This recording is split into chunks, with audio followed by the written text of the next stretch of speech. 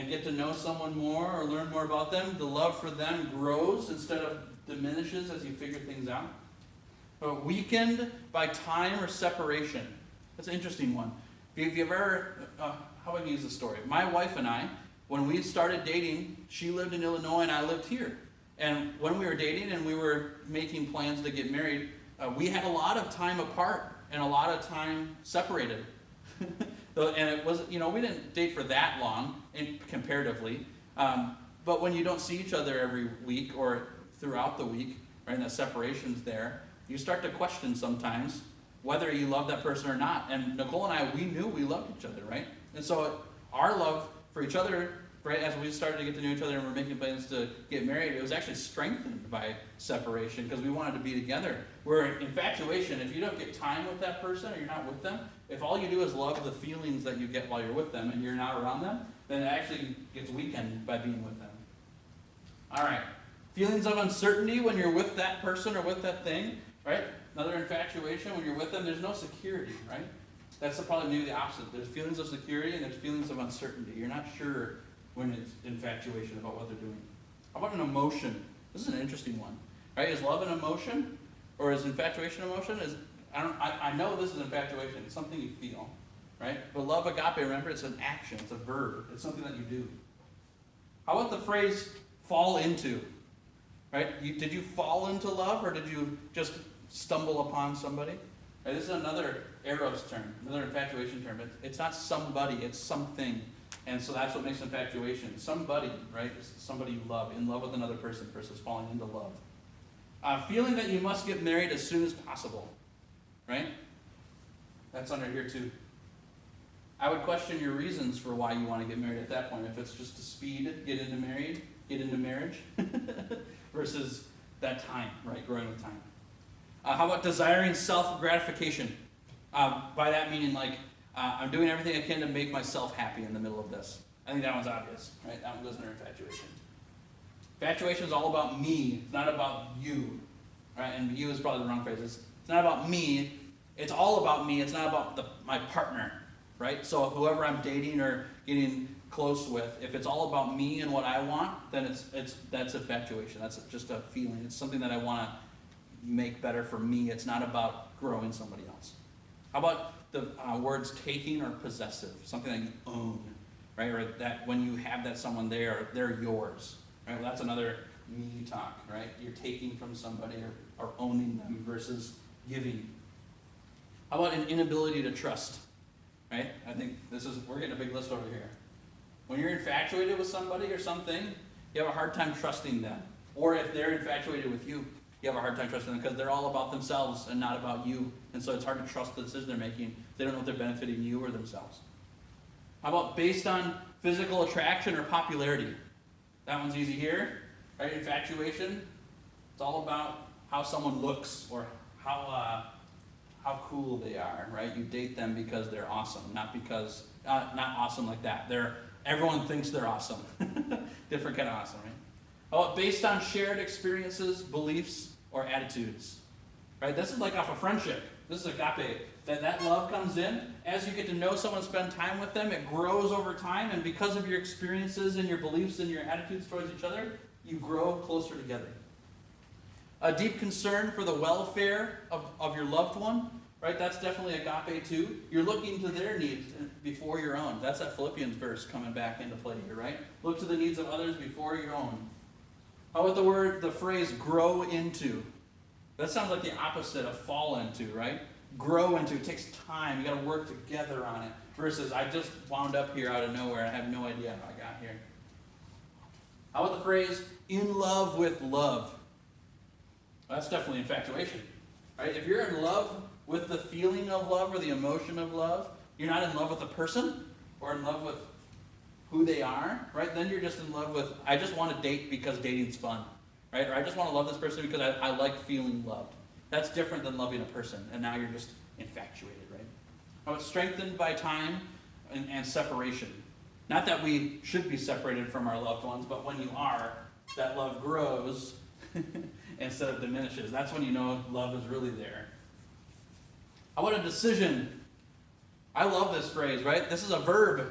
right? When we go into agape love, we're making a choice. We're making a decision to love somebody every day, every moment, no matter what happens. If it's unconditional love, agape, you have to make a choice to love that person, even if they make mistakes or they hurt you, something like that. It's a decision you make, not just something that you feel. You know, and I'm going to comment a little more on that one because I remember my own dating life when I was younger, right? If someone hurt me, then I was done with it, and I didn't want to do it anymore because I didn't deserve the hurt. And that's a true thing, that if someone's causing you pain and hurt, they may not be out for your best interests, right? But keep in mind, too, that we're all people and we make mistakes. And especially, like, I'm married now, and Nicole and I live together, and there are things that we make mistakes on, and I've made lots of mistakes with Nicole, and she still loves me because she makes a choice to love me, right? This is kind of an interesting line to play. Is I'm not saying that if you're with someone who is verbally abusive, emotionally abusive, or something like that, that you should stay with it no matter what. That's not what I'm saying. But what I am saying is that you have to understand that when you're with people, people will make mistakes because we are sinful people. And so you have to make decisions to love them through some of those mistakes as well. How about the word devotion? Right? We use the word devotion for like devos, like when we spend time in God's Word and we do devotional time with Him. But devotion is kind of like a strong feeling towards. It's having a great honor for somebody else, right? Agape. We devote our lives to somebody else, right? Knowing that you can wait to get married. You're not in a rush to get married, you can wait, right? Well, that's the opposite of infatuation, because that's popular, right?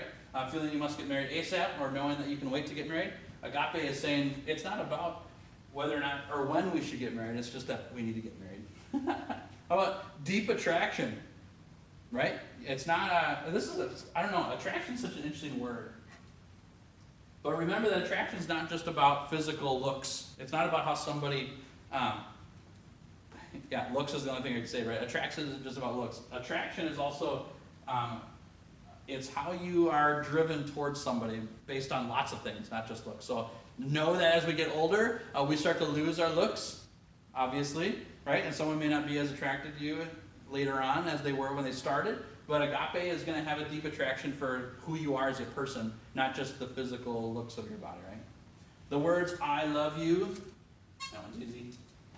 Instead of I want you, I love you, right?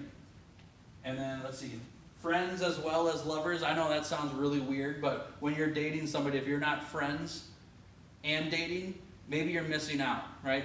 People who date should be friends with each other first, because then you're not having a love based on shared experiences, beliefs, and attitudes, right? You're just dating them for dating them. And last one, not jealous, right? When you, that's agape here, because if my wife wanted to go have coffee with my best friend Nate, I wouldn't get jealous that she's spending time with my best friend Nate, because I know where her love resides, right? I know that this feels awkward and weird, because these are getting into more, like agape love is marital love, remember, it's unconditional, and we're not there yet. For all the married people watching this video, sure, this makes sense, right? And if you're if you're a Christian, you feel these words with God. That's God, or God feels these about us at least, right? And He has agape love for us. The teens, the middle schoolers are in the room. You may not understand this yet because you haven't been there yet. And I'm not saying that you need to strive for that in every relationship that you have. What you need to strive for is to stay out of this pit.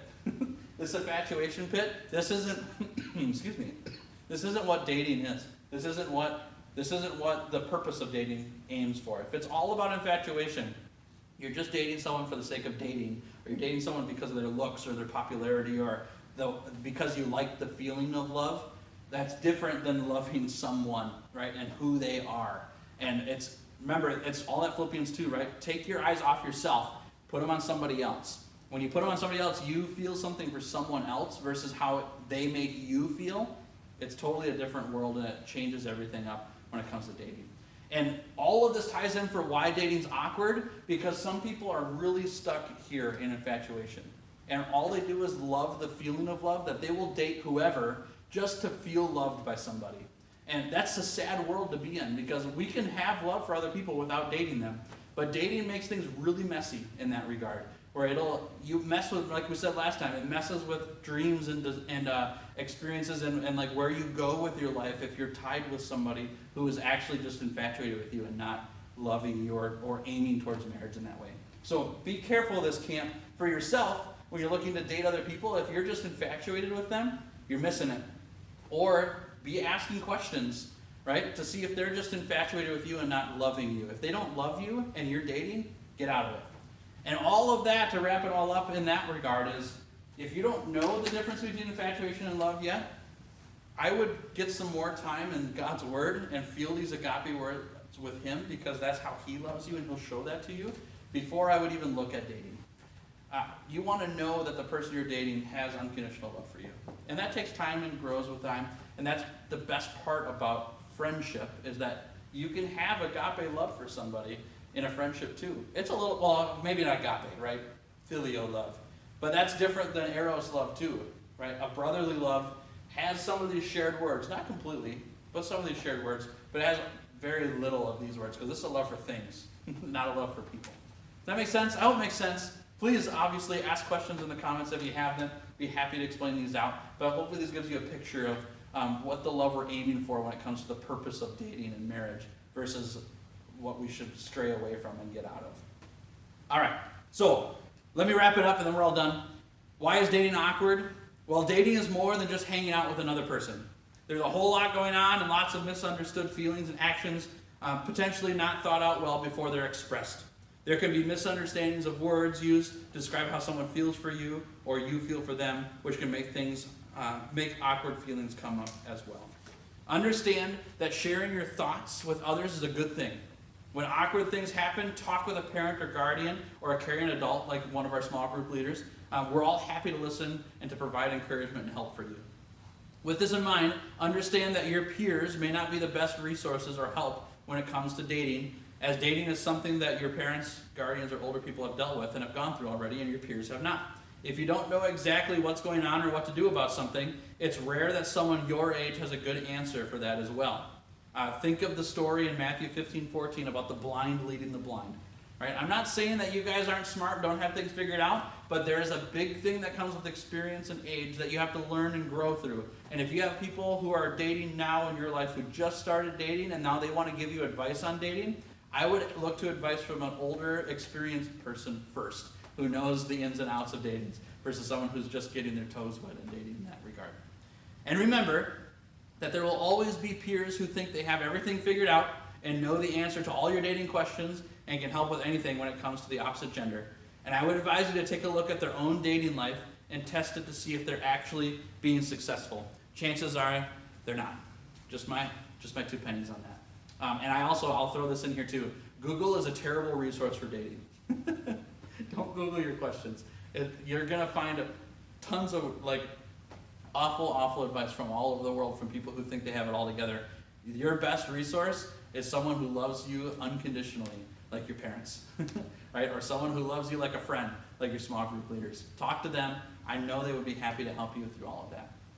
All right. Hey, I know this is a little weird on camera, but just bear with me because we're still together even though we're not in the same room. I want to pray for you guys, and then I'll shut the camera off and you can leave comments as you go. So let me pray real quick. Please pray with me, and then I'll shut everything off. Hey, God, thank you so much for this morning. Thank you so much. I know this is weird to say, but for coronavirus. It's scary. It's hard. For all the things that are going on in the world and the changes that are happening, it really is making a difference in our world in poor ways, but also in really good ways. God, we ask that you help us cling to the good things that you're doing through the middle of this. We also pray, though, God, that you bring healing, that you bring a cure, that you bring a fast removal of coronavirus in our world so that we can go back to normal in a way, as normal as we can get. God, please be with us in our fears and our worries and our anxieties in the middle of all this too. Help us to be safe. Keep us healthy as well. Thanks again for this morning. In His name we pray. Amen. All right, y'all. It's been fun. I really do miss having you in this room. I can't see you right now, but I will chat with you on YouTube. Jump in that Discord server. It's up. You can leave comments there right now and hang out there. I'll put up some times for when I'm going to go live on there and we can hang out and chat. Anyways, though, feel free to send me your prayer requests. Talk with me and let me know how you're doing. I'm here for you. I'm here to help you out. We'll talk soon. So have a great one.